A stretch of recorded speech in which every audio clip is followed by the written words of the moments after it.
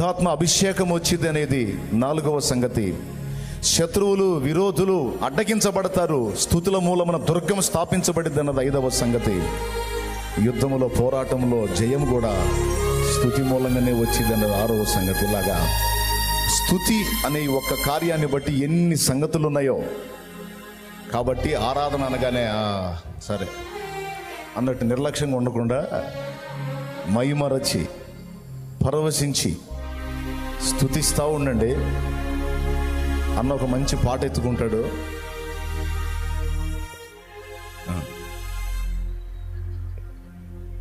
నజరే, ఓకేనా?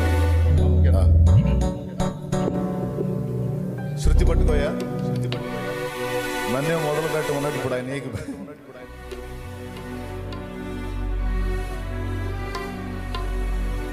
ఆయన స్తుతి ఉంది, మంచి స్తుతి. నజరేయుడా నా యేసయ్యా. మరి ఆయన శృతికి నేను అందుకుంటానో అందుకోను.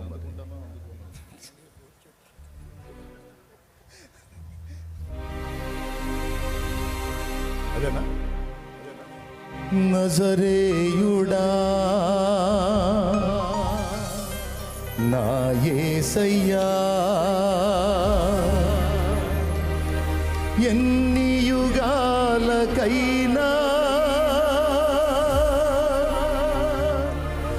ఎన్ని యుగాలకైనా ఆరాధ్య దైవము నీవేనని, మా ఆరాధ్య దైవము నీవే,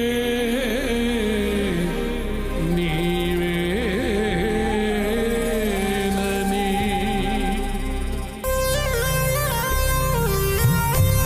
ఆమేన్. హల్లెలూయా.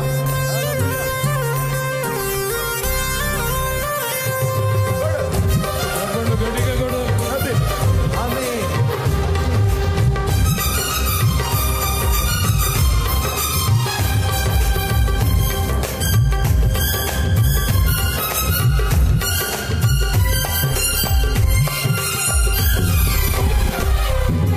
నజరేయుడా నా యేసయ్యా,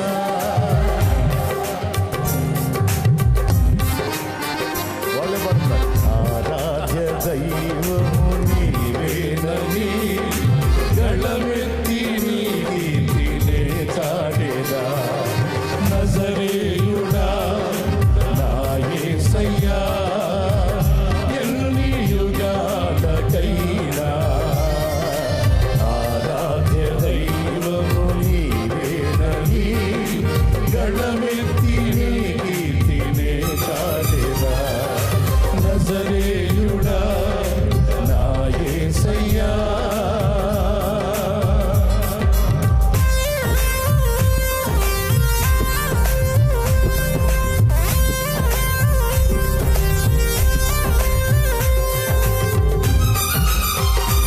ఆమేన్. హల్లెలూయా.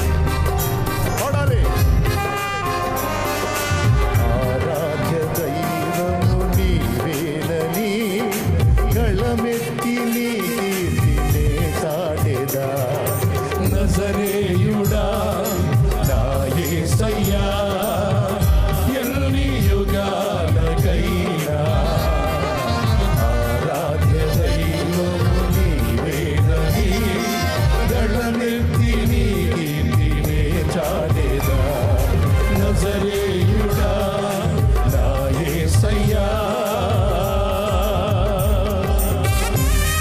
గట్టిగా